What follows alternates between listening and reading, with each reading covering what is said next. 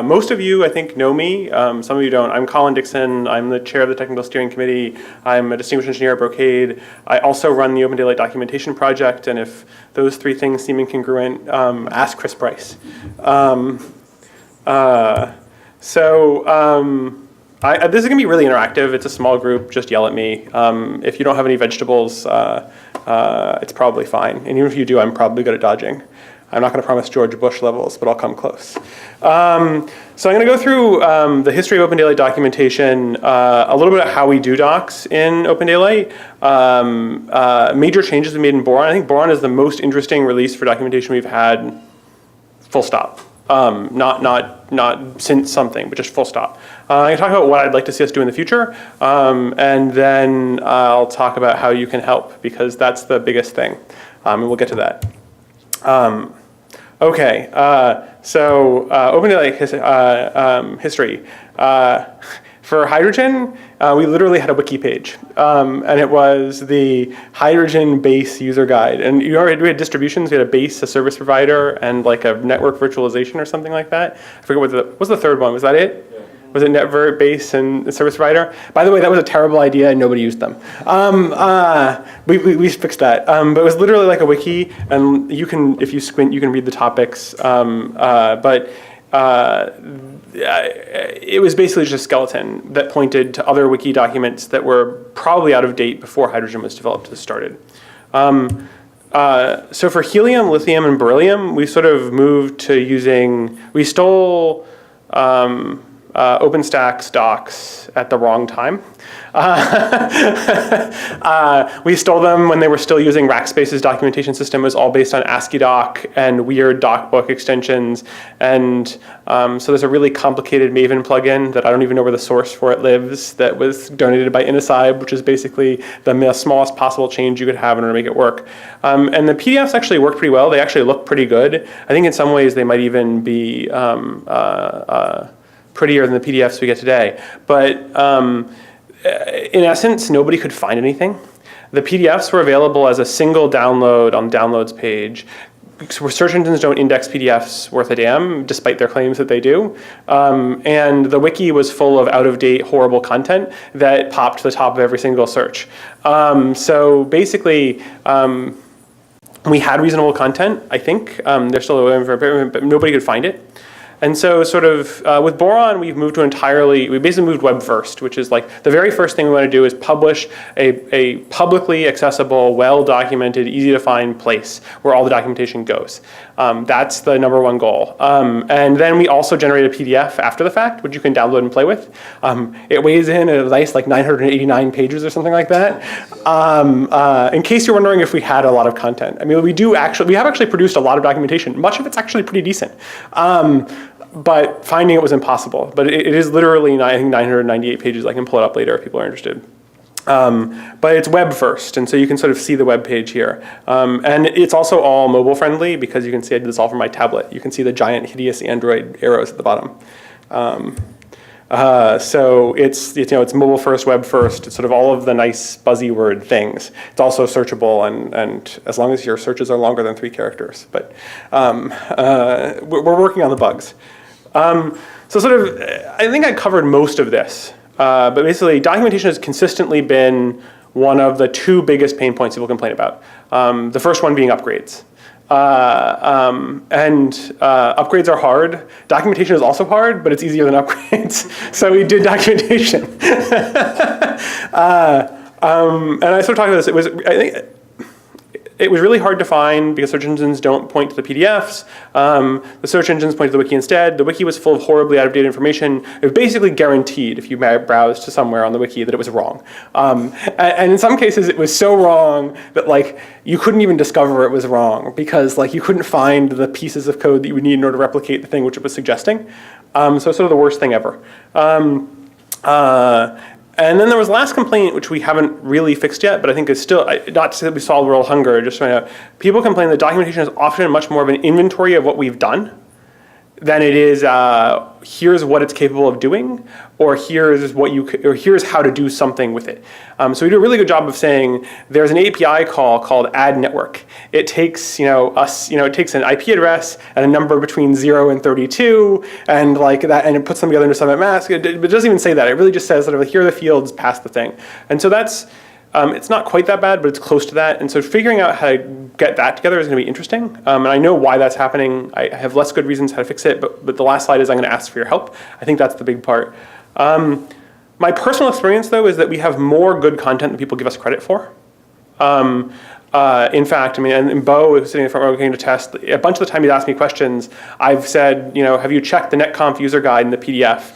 And sure enough, the exact question that he had was answered in the netconf user guide in the PDF. Now, it was on page 357 of 485, and it was in a PDF that you had to go to the downloads page. But so it's really just hard to find, and so we focused on trying to make things easier to find in Boron. And my hope is that in making things easier to find, we are going to expose it to more people will make it better, and we will also increase the incentives to contribute. I think for a long time in Open Daylight, documentation has basically been viewed as a black hole because it's been a black hole. People have thrown a whole bunch of documentation into it and nobody's ever seen it, and so why would you invest anything in something that nobody ever sees? So basically that brings me to my goals, which is here are sort of the 4 things I came up with, and they're probably not perfect, but easy to find was sort of the first goal. I think we've put that. Make it really easy for developers to contribute the documentation. I'll do a whole slide on this, but for better or for worse, the developers are who we've got. And so if you can't streamline it so that way they can document things when they write the code, it's not going to happen. I mean, I haven't seen another open source project do any better, so I don't really know what the answer is, but there's only 2 ways that I've seen documentation produced in open source projects. One of them is the users write it themselves, and that's effectively what happened to OpenStack, but it took a long time and it's still not great, or the developers write it. And I haven't seen people fund tech writers in open source projects the way that they fund tech writers in companies. Just never seen it. I'd love to see it, just haven't. This is really key, versioning documentation per release. This is kind of why the wiki failed, which is that, the way that we ended up producing documentation on the wiki was that you created like a landing page and then it did what wikis do, which is point to a whole bunch of pages off to the side, which was sort of what was right. And they were right when you linked to them. But then you were like, oh, but in the Helium release, we changed this variable to be a 32-bit number instead of a 16-bit number. So let me update it here. But you've inadvertently updated the Hydrogen documentation at the same time. And so you actually need to keep these things separate, which it really needs to be code. You really need to manage it as code alongside your different releases. And this has actually been, otherwise I think the wiki actually would have been almost the ideal format for this last reason, which is easy ways to get feedback or let people edit things.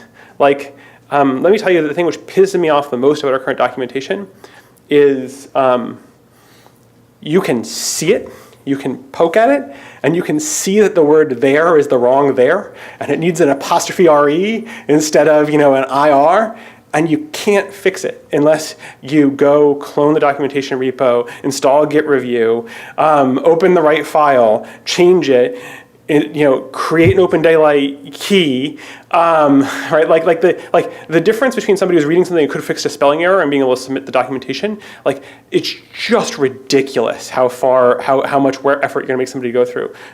So that's the thing which I really like to fix that. There are some cool ideas about how to fix that, but none of them are obvious.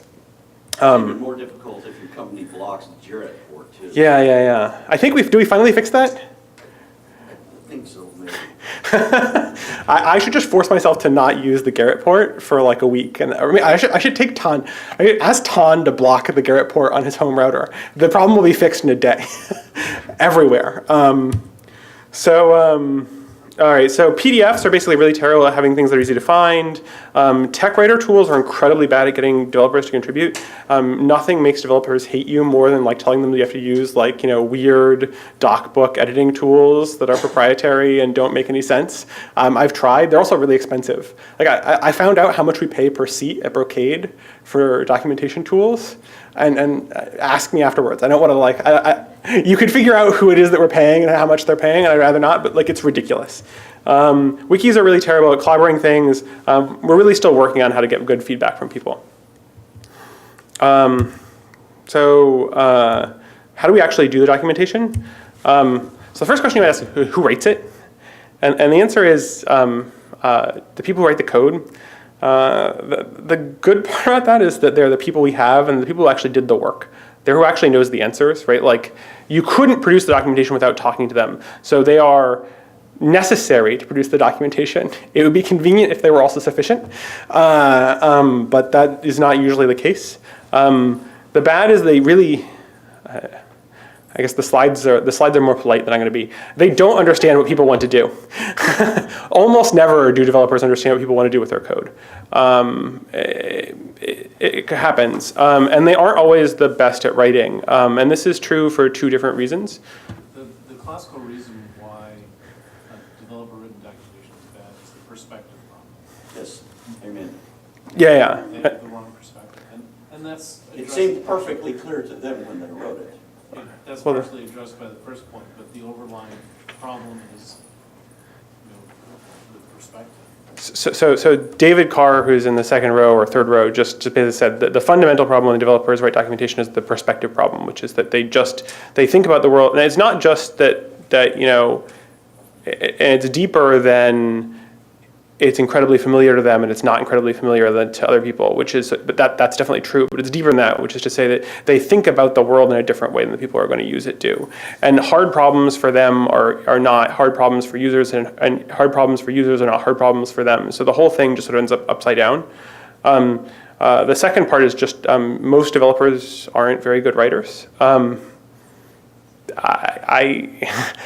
a capable writer, but most developers, even I am not as good as the tech writers that we have, and most developers are worse. And in open source, you also end up hitting the language barrier, which is that a lot of our really good developers just don't write in English. That's not their first language. I've learned all kinds of peculiarities about the grammar of various languages by virtue of how they write English. Articles, it turns out, are really weird. They're just wrong everywhere in the documentation written by other people. A very, very small amount of documentation in Open Daylight is produced by the documentation team. And every time you hear the documentation team, you should think Colin. I use it because I aspire to that not being true, but so far I haven't succeeded. Or tech writers. And we've had some luck in that basically we've had tech writers actually write things. So Denise Walters wrote a whole bunch of really good stuff for the Getting Started guide last time, and really amazing stuff. I mean, got the Getting Started guide into a place where it is that, Bo's complaint that it's horribly named aside, it really is fantastically better than what we had before. And it's good at saying, how do you get it installed and what are sort of your options? The next level of detail is sort of, the next thing. But this is really like, I think there's I remember I said 998 pages. That's like 20 pages. So you're talking like 2% of our documentation is produced by professional writers. So when does it get written? If you went to the talk that I was supposed to be giving, but instead Anne and Tom gave, it's the M3 milestone, the M5 milestone, which you can sort of roughly think is the halfway point in the finish line. When we do our releases, the halfway point we ask for an outline. In theory, the outline should contain the major topics you want to cover. In practice, what it serves is to make the project prove that they know that there is a documentation repository, that they know how to check code into it, and that's about it. And that eventually they might be asked in order to do it at the final level. And now that's not to discount how useful that is, just to be clear. It's just to be honest about what happens. And then basically M5, you're supposed to have the final documentation, only minor changes are after that. In practice, sort of doing this, in practice, having some deadline just means you eventually get some documentation if you beat people. And then we accept documentation continuously, right? Docs has no risk to breaking the code. So we always are updating the documentation. And actually, it's better than it was. It used to be that it was always updating the documentation in the sense that Colin would upload the PDF, or actually Colin would email Phil, who would then send it to the web team, who would then update the Drupal page with the PDF to basically it's now literally pushed. It's a CI/CD style push of the docs. When there's a commit, it pushes and it's live. So that's kind of cool. So who hits the documentation? I'm not, when I said the documentation team replaced it with Colin, I think I have literally, to like a 1% approximation, edited every single word and been the only person who edited every single word of documentation since Lithium. It matters and somebody needs to do it and nobody else was stepping up, so I did it. I would really like more people. And actually it got worse in between Helium and Lithium because essentially Brocade actually saw value in having documentation people, like real documentation people that we employed upstream until I hit another caveat, which is basically that we had our own internal documentation system, and they realized there was no way to really actually share documentation between the two systems. At which point, all of my tech writers got taken away from me upstream. So that's a whole other conversation to have. I suspect that there could be a Linux Foundation project around basically professional documentation tools for enterprises, because the documentation tools we use are abysmal, and they're basically where, I mean, nobody used Linux 10 years ago. Now you'd be shot if you didn't. We're going there with docs, and I've learned that. Anyway, that's a whole aside. But there's actually is sort of an ecosystem problem in documentation, which is that because the way that the open source community produces documentation is so different from the way companies produce documentation in tools, in who does it, in processes, you can't get the investment in documentation upstream from companies the way that you can get investment in developers upstream. Developers internally and externally actually, you think you're different from the corporate developers, you have no idea how much more different writing is in the two places. Like, you're basically the same thing between an open source developer and a company developer compared to how documentation is different. So generally speaking, the process goes something like this. Projects submit a documentation patch, a docs committer, which is usually me, does one of the following things: -1s it and basically says, here are some things to fix. Or depending on how close to the release, I just download it and make the edits that I think are appropriate, and I post it back and I say +1 this and I'll merge it. Or if it's list flow mapping, I just merge it. Seriously, there are some projects that are really, really good at this. Like all the complaining aside, like list flow mapping just generates spectacular documentation consistently every single time. Like, I barely read it at this point because it's just always good. So like there are projects that are doing this right, and we do have some really, really good stuff. And then I have like a find bad words script, which instead of searching for 4-letter words, searches for things like the name of last release, the number of different ways that I've discovered that people will capitalize and space Open Daylight, even in Open Daylight documentation, is pretty impressive. I would think that would be the one word that we could get right. But anyway, so I have basically just a set of bash scripts that go through and run grep against all of our code, which is a nice part about having it all be in ASCII doc or in plain text. So this is sort of like how documentation works. None of that stuff changed, by the way, in between like basically Helium and today. The major changes that we made recently moved from ASCII doc and ASCII doctor to using restructured text, Sphinx, and read the docs. And the really short reason as to why we did this is it's part of Colin's massive crusade against bespoke components in Open Daylight. I forget. I think I remember who said it. I can go dig it up. There's a tech CEO who said basically, I hate code. I want as little of it as possible in my products, and I strongly endorse that. I don't want to have my own crap. It just doesn't work. I don't want to maintain it. I don't want to deal with it. I don't want to fix its bugs. I don't want to have to keep up with other people. And so basically, we're trying to use the most standardized, most off-the-shelf set of tools we could possibly find. And this seems to be it, in large part because this is the toolchain Python has adopted. And Python brought OpenStack with it. And then just to throw the totally other end of the pool, the Linux kernel moved to using this stack. So you have Linux kernel developers voluntarily pulling Python build tools into their toolchain. Something has gone pretty right. Because they just I don't know if you've met Linux kernel developers, but they wouldn't let Python within 400 feet of the kernel if they could avoid it. So that's basically it. It's just, otherwise it's basically just like any other lightweight sort of structured text formatting thing. You put stars around, double stars around things to bold them. You put single stars to italics them, which is wrong because Markdown got it right, but it's a separate problem. There's sort of, it's basic formatting. I'm not going to show you the details, but if you go look at it, it's like, it takes you 10 minutes to learn. It takes you another 20 minutes to learn how to link between different things, but that's every language has its corners. You can generally figure it out by staring at the screen and use logic. Yeah, and there's good documentation for it. That's the other thing is like if you, like Sphinx basically took REST and turned it into its own, basically it extended REST and have its own sort of essentially dialect of REST, which is incredibly well documented in their tool. And so the result is like when AsciiDoc blew up and I had to Google how to fix things, I often ended up staring at the code of AsciiDoc in order to figure out why it blew up. When Sphinx fails, I Google the answer and it comes up in Stack Overflow, and I can just go fix it, more or less. When the internals of Python installing its dependencies fail, I hate Python, but it's a separate problem. Python just fails in random ways, and then you ask Ton, and Ton fixes it.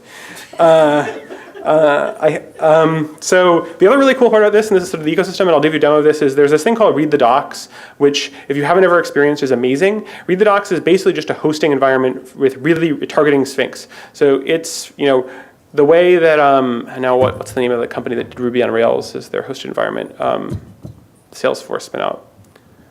All right, anyway, it's basically Read the Docs is Sphinx as a service.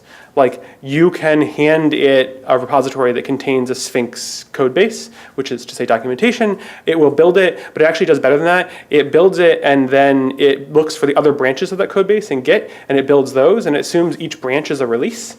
And then you can turn it on or off in the documentation, so you can toggle back and forth between all of them. It sort of brings them as layers on top of things, which is really amazing. It lets you do things like, say this release is actually like deprecated or not or insecure, and you can put up a big like red warning, you're reading documentation for something that probably will cause your machine to be infected. So there are really cool, nice set of tools. And just to sort of defend the choice of let's get the bespoke crap out of my tool chain, it's really easy support. We got a Bootstrap theme for the HTML, and it had and that was really easy and it looked nice. But then there was one bug in it, and we got the bug fixed in like 5 days or something like that. So like this is the advantage of like trying to pick up where other people are. And are we actually at the time I'm supposed to be done at this point? I think we are, but that's okay. If people have to leave, they have to leave. So the key benefits here, we have a single searchable portal for OpenDaylight Docs. It's docs.opendaylight.org. I'll show you in a second. Easy maintenance of documentation per release because sort of you get these links and branches this is what I was mentioning just before, are versions. Not actually related to this toolchain, but new in sort of Boron, we made it possible to import documentation directly from remote projects. So you can have the documentation, it used to be documentation lived in the docs repo and your code lived in your project repo. And you can now have your documentation live in your project repo. So when you add features, you can document them and have it appear automatically, and we still check things. The build time went from about 10 minutes to 1 minute, which is a huge win. We also got Windows support, which mostly works. But if you do pip install tox, assuming you can get pip installed, which I think most people, getting Python installed on your Windows machine is not that bad. You can do tox-edocs and it builds on Windows. And getting Windows support was almost impossible before. I was going to do a demo, but I can show you sort of, I can try and do a demo. So here is, I can cd /git reps. Let me just make my font a lot bigger. Can people see that? So I can cd to git reps docs. I can do git br, and you can see that I use git review, but I'm also on master. I can then do tox-edocs, and I'll let this run for a little bit in the background, but this is going to, I'll let that go. But basically, this is just going to build the documentation. At the same time as it's actually not going to come up there, I'm going to pull up I know docs.opendaylight.org, but this is going to be the really tiny. So this is the actual documentation. It goes to stable Boron by default, which is sort of you can see it says boron here, and it says stable boron under the version. If you click this little swivel, the swivel takes you to sort of 3 different, you go to stable beryllium, and that takes you to the beryllium. And beryllium, we only had the getting started guide, so that's all you get. Latest takes you to the carbon documentation that we're currently working on. You can also get a PDF, and it will actually come download the PDF. So this sort of, that swivel is basically what Read the Docs gives you. I'd like to make it more visible, but it sort of lets you basically pan between the different versions and get what you need to get. Let's see, how are we doing? So this is going on in the background, it's writing the output. When this is, so it first reads everything in and then it's gonna build it. And so it's still going, but it'll be done before I'm done. So this is my last slide. So things that I really wanna be able to do in documentation, there are sort of three things I really wanna be able to do. The first one is I wanna be able to import code snippets directly from code. So now that I'm importing documentation from project repositories, there's nothing special about your Java file. It's just text. And there are lots of tools to basically put in special codes that say, this is, documentation snippet 1, start, documentation 1, snippet end. And you can basically cut the Java code in between those 2 comments out and suck it into your documentation. Sphinx makes this trivial with Python. It makes it frustrating but doable with Java.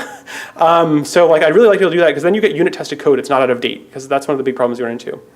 The second one I mentioned is I really want to close the loop with users, so people can read the docs and file a bug or edit this directly. I think just anything you can do to get the barrier out of the way there is going to help a huge amount. And then I also, this is all about, I'm an engineer, this is about the engineering half of docs. The content needs help in a lot of places.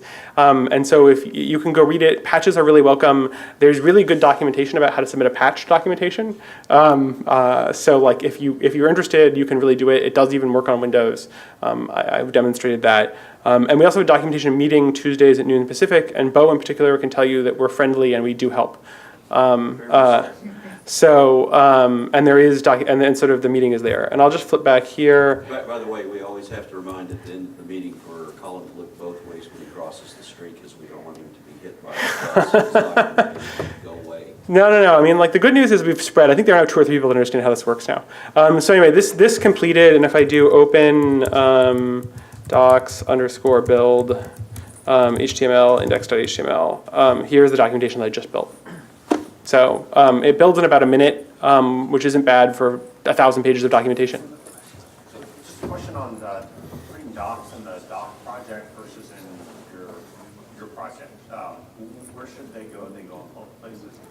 So historically speaking, we haven't had any support for putting it in your own project. I think that's the direction we're going to move. It's just that literally that was only a supported feature in the most recent release. And then as part of doing that feature, we had to do, and I'll probably take other questions offline because I think I've already eaten 5 minutes the next people's time. We basically migrated 1,000 pages worth of ASCII doc content to restructured text. And to do that, we had automated tools that did it. And so really there wasn't a way to then automatically push it out to all the projects easily. So we did it all in place because that was the old system. So, but I think in general, over time, you're going to expect that it's going to drift to projects because that's where it belongs. And basically, I'd like to see that happen. So I think we're pushing there. Cool. And if there are any other questions, I'm around. Yeah, just find me and stable me to the floor for a while because otherwise you won't get me.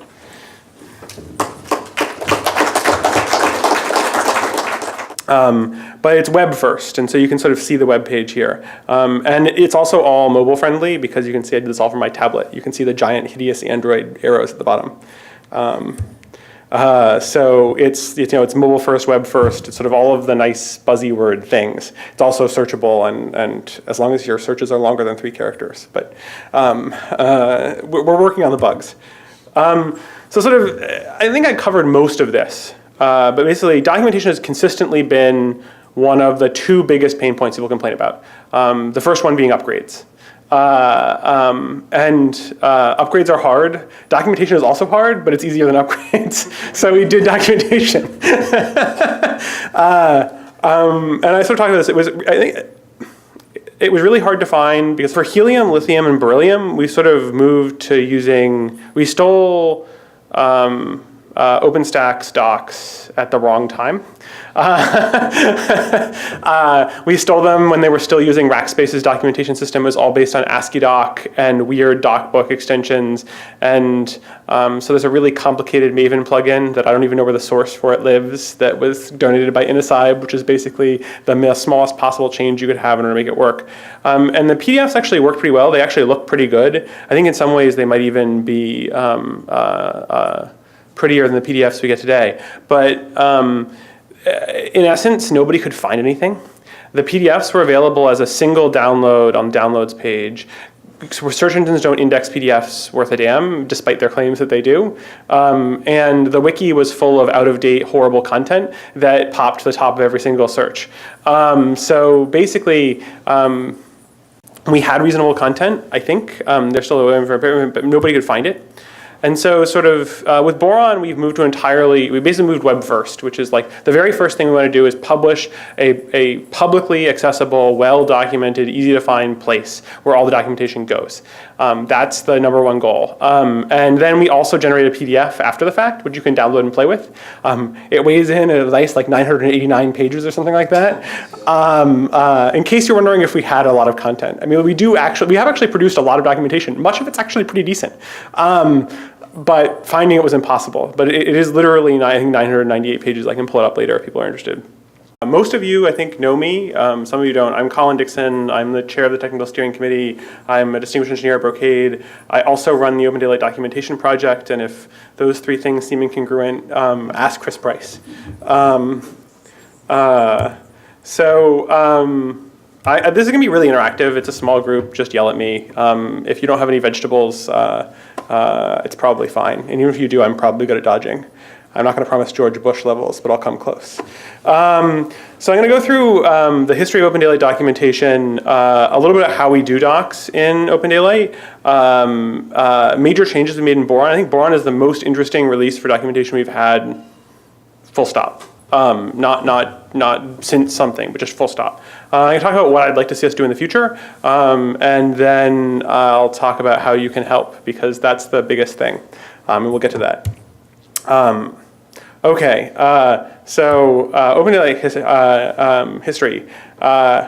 For hydrogen, we literally had a wiki page, and it was the hydrogen base user guide. And we had distributions. We had a base, a service provider, and like a network virtualization or something like that. I forget what was the third one. Was that it? Yeah. Was it network, base, and service provider? By the way, that was a terrible idea, and nobody used them. We fixed that. But it was literally like a wiki, and you can, if you squint, you can read the topics. It was basically just a skeleton that pointed to other wiki documents that were probably out of date before hydrogen was developed and started. So